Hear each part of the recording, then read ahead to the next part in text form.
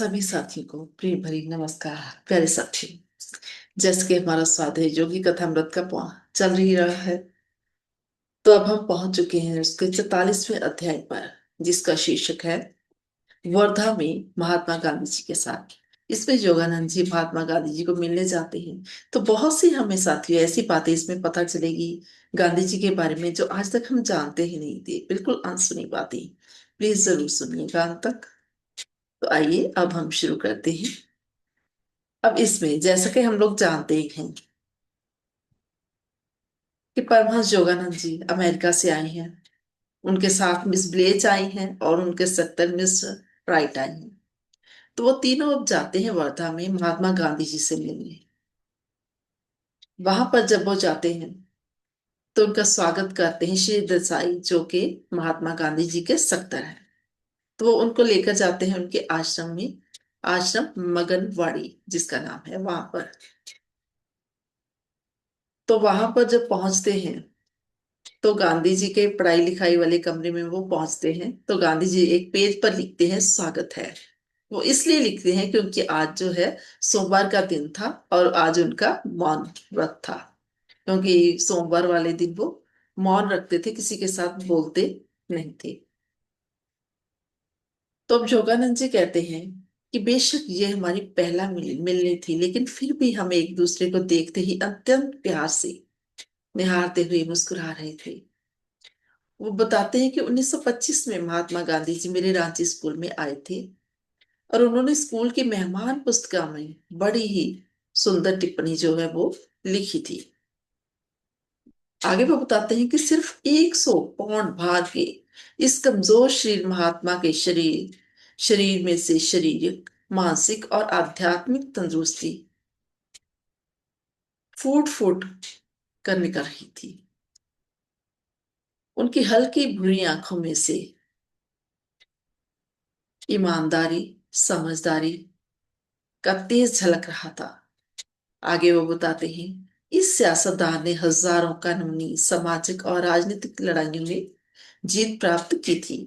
भारत की लाखों करोड़ों अनपढ़ जनता के दिलों में अपना अटल स्थान जो महात्मा गांधी जी ने बनाया, वो दुनिया में किसी और देश के नेता ने अपने देश की जनता के दिलों में नहीं बनाया था। उनको महात्मा अर्थात महान आत्मा का खिताब जनता की उनके प्रति सच्चे और स्वाभाविक आदर प्यार की निशानी है। और वो एक धोती ही पहनते थे। उनका ये पहरावा दबे कुचले लोगों के साथ उनकी एकत्व का प्रगटाव है, जो उस धोती से ज्यादा कुछ भी नहीं पहन सकते थे। और फिर आगे लिखते हैं महात्मा गांधी जी, और वो ये पर्चा जो है वो निम्रता से योगानंद जी के हाथ में पकड़ा देती है, जिसमें उन्होंने लिखा था, सभी आश्रमवासी आपकी सेवा में हाजिर हैं। कोई भी काम हो इनको सेवा का मौका दें। तो उसके बाद वो कहते हैं श्री देसाई, उनका जो सकत्तर है गांधी जी का, वो हमें बगीचों और फूलों की क्यारियों में से होते हुए एक टाले वाली छत के मकान पर ले गई, जिसकी खिड़कियों में जालियां लगी हुई थी। आंगन में एक 25 फुट चौड़ा कुआं था। श्री देसाई ने हमें बताया कि इस कुएं का पानी आश्रम के पशुओं को पिलाने के लिए प्रयोग किया जाता है। और नजदीक ही एक सीमेंट का घूमने वाला चक था, जिसको चावल झाड़ने के काम में लाया जाता था।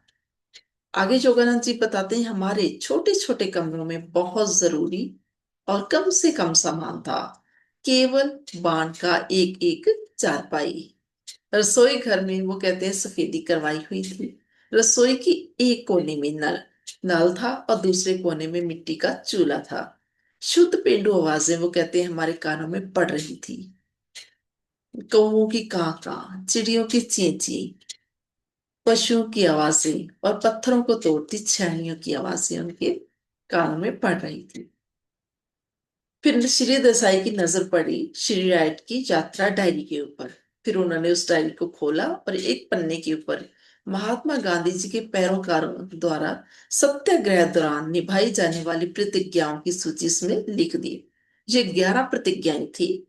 अहिंसा, सच, चोरी ना करना, मतलब जिस पैसे के ऊपर कानूनी अधिकार ना हो उसको ना लेना, आगे था ब्रह्मचर्य, अपरिग्रह यानी संसारिक दौलत को इकट्ठी करने की दौड़ में ना पड़ना, शारीरिक मेहनत और जीव के स्वाद के ऊपर काबू रखना, निर्भयता, सभी धर्मों का सम्मान, स्वदेशी मतलब अपने देश में बनी चीजों का प्रयोग करना, अस्पर्शता, छुआछूत का त्याग। ये 11 प्रतिज्ञाएं सत्याग्रहियों को निम्रता के साथ निभानी होती थी। और गांधी जी ने दूसरे दिन खुद इस पन्ने पर वो कहते हैं दस्तखत कर दिए और साथ ही तारीख भी डाल दी, 27 अगस्त 1935। फिर आगे वो बताते हैं हमारे पहुंचने के 2 घंटों के बाद मुझे और मेरे साथियों को दोपहर के खाने का इनविटेशन आया। महात्मा गांधी जी पहले ही बरामदे में अपनी थाली के सामने बैठ चुके थे। ये बरामदा उनकी पढ़ाई लिखाई वाले कमरे के बिल्कुल आंगन से उस पार था। तकरीबन 25 सत्याग्रही नंगे पांव अपने सामने पीतल की थालियां और कौलियां लेकर बैठे थे।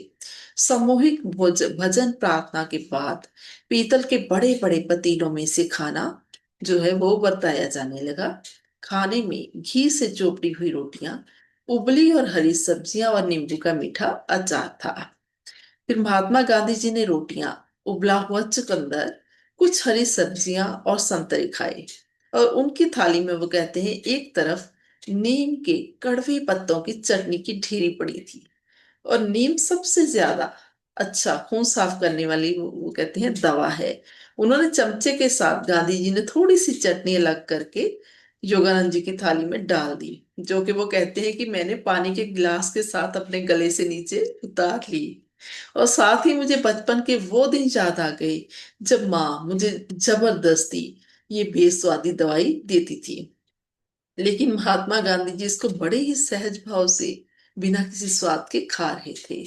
फिर आगे वो बताते हैं कि इस छोटी सी घटना के साथ मुझे महात्मा जी की अपने मन को अपने इच्छा शक्ति से, इंद्रियों से अलग करने की ताकत की याद आई। कुछ वर्ष पहले उनके अंतड़ियों की सोजिश के किए गए ऑपरेशन की याद आई, जो कि बहुत ही चर्चा में रहा था। इसलिए क्योंकि गांधी जी ने उस वक्त बेहोशी की दवाई लेने से मना कर दिया था और पूरी ऑपरेशन के दौरान वो अपने पैरोकारों से खुशी खुशी बातें करते रहे। उनके चेहरे की शांत मुस्कान साफ बता रही थी कि उनको कोई दर्द महसूस नहीं हो रहा था। तो इस तरह से कमाल की इच्छा शक्ति थी उनकी कि ऑपरेशन के दौरान भी उन्होंने बेहोशी की दवा नहीं ली। फिर वो बताते हैं कि दोपहर के बाद हमें गांधी जी की प्रसिद्ध शागिर्द मीरा बहन के साथ बातचीत करने का मौका मिला, जो कि एक अंग्रेज नेवी प्रमुख एडमिरल की बेटी है। और आश्रम में आने से पहले उसका नाम मिस मेडेलिन स्लेट था। और जैसे ही उसने अपने रोजाना के कार विहार का शुद्ध हिंदी में वर्णन किया तो उसका शांत चेहरा उत्साह से खिल उठा। वो बताने लगी कि गांव सुधार का काम बहुत लाभदायक है। हमारी एक टोली हर रोज सुबह 5 बजे नजदीक के गांव में गांव वालों की सेवा करने और उनको सेहत संभाल और साफ सफाई संबंधी आम नियमों की जानकारी देने पहुंच जाती है। हम उनके गारे और घास फूस की झोपड़ियां और गुसलखानों की सफाई करने का खास ध्यान रखते हैं।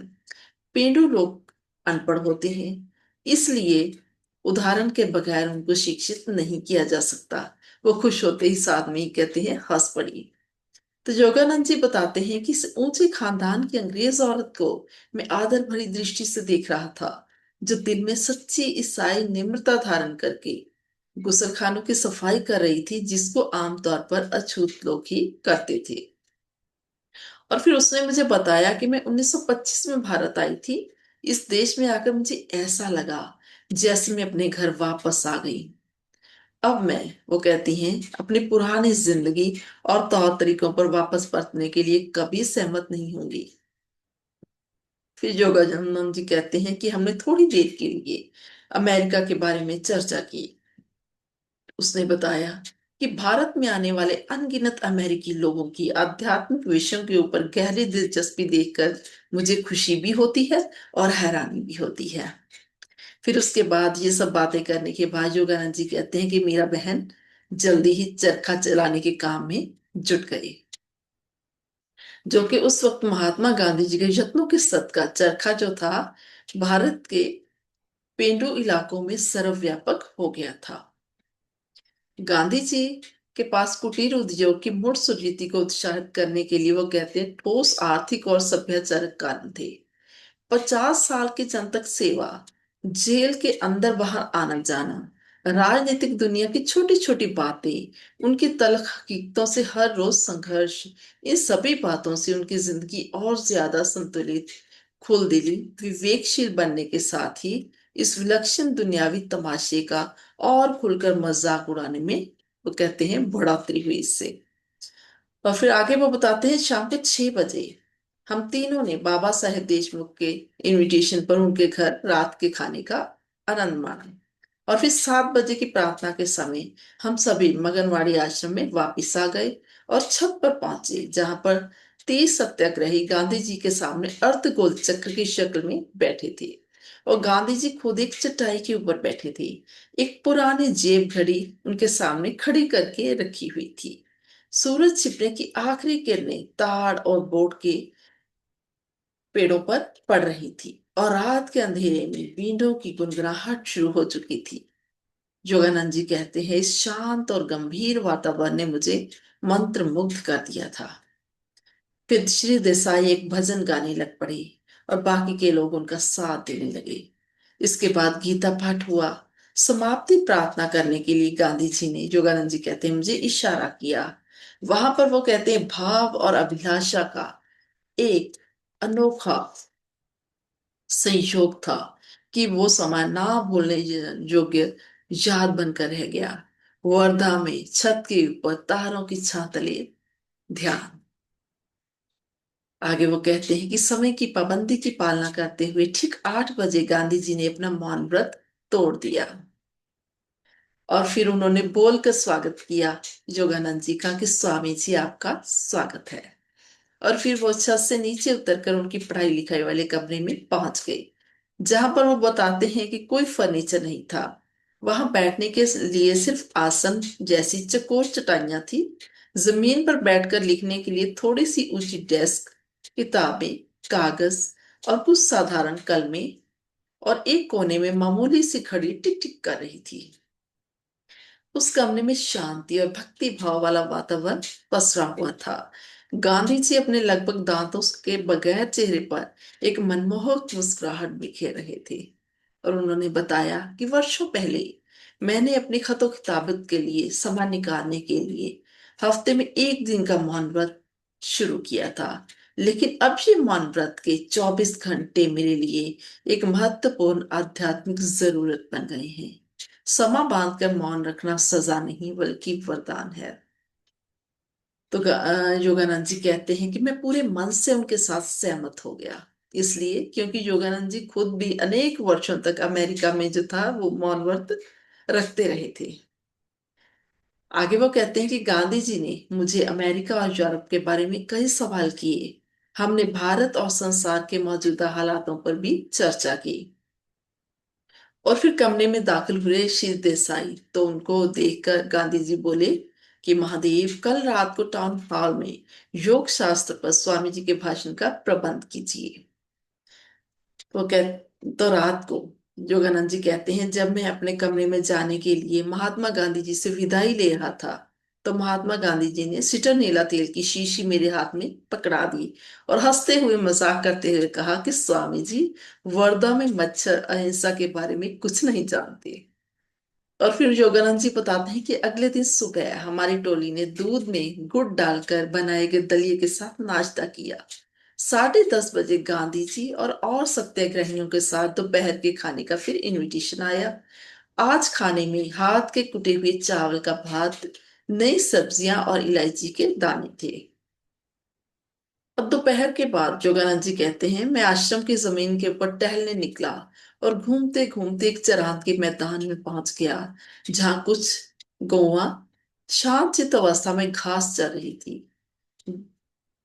गौ रक्षा का काम गांधी जी का वो कहते हैं हरमन प्यारा शौक है। उन्होंने मुझे बताया मेरे लिए गौ का अर्थ है पूर्ण उपमानवी संसार, मनुष्य जाति का अपनी जाति से ऊपर उठकर जानवरों के प्रति हमदर्दी प्रकट करना। गाय के द्वारा ही मनुष्य सभी जीव जगत के साथ अपनी एकरूपता स्थापित कर सकता है। योगानंद जी कहते हैं, अब आसानी से मेरी समझ में ये आ गया था कि प्राचीन ऋषियों ने गाय को इतना पवित्र क्यों माना है। उदाहरण देने के लिए, भारत में गाय एक सर्वोत्तम जीव था। गाय अनेक प्रकार से मनुष्य की खुशहाली की जन्मदात्री है। वो केवल दूध ही नहीं देती बल्कि खेती बाड़ी को भी संभव बनाती थी। गाय एक रहम की कविता है। इस कोमल जीव में मनुष्य रहम भावना के दर्शन करता है। लाखों करोड़ों व्यक्तियों के लिए वो दूसरी माँ है। और गाय रक्षा का अर्थ है परमात्मा के सभी बेजुबान जीव संसार की रक्षा करना। हमारे लिए इसकी रक्षा करनी और भी महत्वपूर्ण फर्ज बन जाता है, क्योंकि ये बोल नहीं सकती। सनातनी व्यक्ति के लिए जो कि रोजाना धार्मिक फर्ज निश्चित वो कहते हैं किए गए हैं, उनमें से एक है भूत यज्ञ, अर्थात जीव जगत को अनर्पण करना। ये फर्ज इस बात की निशानी है कि मनुष्य को संसार के उन कम विकसित जीवों की तरफ अपने फर्जों का एहसास है जो स्वाभाविक तौर पर शरीर से रूप हो चुके हैं, जिनको जिनमें आत्मा को मुक्त कराने वाली समझदारी की कमी है, जो कि सिर्फ मनुष्य को ही मिली हुई है। इस तरह जब वो कहते हैं भूत यज्ञ नितानों की सहायता के लिए मनुष्य के फर्जों को पक्का करता है, उसी तरह जिस तरह मनुष्य भी अदृश्य सूक्ष्म संसार से अनगिनत प्रकार की सहायता प्राप्त करता है। और आगे वो बताते हैं कि रोजाना करने वाले दो और यज्ञ हैं, पितृ यज्ञ और नर यज्ञ। पितृ यज्ञ में पितरों को लिए तर्पण किया जाता है, जो कि पिछली पीढ़ियों के कर्जे के सत्कार की निशानी है, जिनके ज्ञान खजाने का सदका मनुष्य की आज अवस्था दिखाई दे रहा है। और नर यज्ञ, जिसका अर्थ है अजनबियों या गरीबों को भोजन अर्पण करना। ये मनुष्य के समकालीन जीव जो वर्तमान में जीवन व्यतीत कर रहे हैं, उनके प्रति फर्ज की निशानी है। और फिर आगे योगानंद जी कहते हैं कि दोपहर से थोड़ी देर बाद मैं गांधी जी द्वारा चलाई जा रही छोटी छोटी बच्चियों के आश्रम में जाकर अपने तरफ से तोहफे देकर नरयज्ञ का मैंने भी फर्ज अदा किया। और मोटर के द्वारा 10 मिनट का रास्ता था, तो श्री राइट भी मेरे साथ आए थे। रंग बिरंगी साड़ियां पहनी वहां पर छोटी छोटी बच्चियां इस तरह लग रही थी जैसे लंबे लंबे डंठलों के ऊपर छोटे छोटे फूल लगे। बाहर खुले मैदान में उन्होंने फिर हिंदी का छोटा सा भाषण दिया। फिर भाषण खत्म होते ही योगानंद जी कहते हैं कि तेज बारिश शुरू हो गई, तो हंसते हंसते मैं और श्री राइट कार पर सवार होकर जल्दी जल्दी मगनवाड़ी आश्रम की तरफ दौड़े। और अब वो जानकारी दे रही हैं कि गर्म प्रदेश में इसी तरह अचानक से बारिश होती रहती है। और फिर वो मेहमान निवास में दाखिल होते ही वो कहते हैं, जब मैंने चारों तरफ नजर डाली तो सभी तरफ पूर्ण सादगी और आत्म त्याग की भावना के एहसास को देखते मैं फिर से प्रभावित हुए बगैर नहीं रह सका। अपरिग्रह मतलब संसारिक दौलत इकट्ठी करने की दौड़ का त्याग का व्रत वो कहते हैं गांधी जी ने अपनी व्याहता जिंदगी के शुरुआत में ही ले लिया था, जब उन्होंने सालाना 60,000 रुपए से ज्यादा आमदन वाले वकालत के पेशे को छोड़कर अपनी सारी जायदाद गरीबों में बांट दी थी। संसार त्याग की धारणा के संबंध में योगानंद जी कहते हैं कि श्री युक्तेश्वर जी प्रचलित धारणाओं के ऊपर इस तरह व्यंग किया करते थे कि एक भिखारी दौलत का त्याग कर ही नहीं सकता। अगर कोई व्यक्ति ये विरलाप करता है कि मेरा कारोबार चौपट हो गया है, मेरी पत्नी मुझे छोड़कर भाग गई है, मैं संसार त्याग कर आश्रम जीवन अपना लूंगा, तो वो कौन से त्याग की बात कर रहा है। उसने दौलत का त्याग नहीं किया, बल्कि दौलत और प्यार ने उसका त्याग किया है। और दूसरी तरफ वो कहते हैं, गांधी जी जैसे महान संतों ने न केवल बहुत सारी दौलत का ही त्याग किया, बल्कि उससे भी कहीं ज्यादा महत्वपूर्ण अपनी निजी इच्छाओं और स्वार्थी उद्देश्यों का भी उन्होंने त्याग कर दिया। तो साथियों, ये था हमारा आज का सुंदर सा स्वाध्याय। उम्मीद करती हूँ आपको पसंद आया होगा। मुझे सुनने के लिए आप सभी का बहुत बहुत शुक्रिया। कृपया आप कमेंट बॉक्स में लिखकर जरूर बताया कीजिए आपको स्वाद है किस तरह का लग रहा है। और अगर अच्छा लग रहा है तो अपने अन्य साथी के साथ शेयर भी जरूर किया कीजिए प्लीज। जल्दी ही हम फिर मिलते हैं अगली वीडियो में।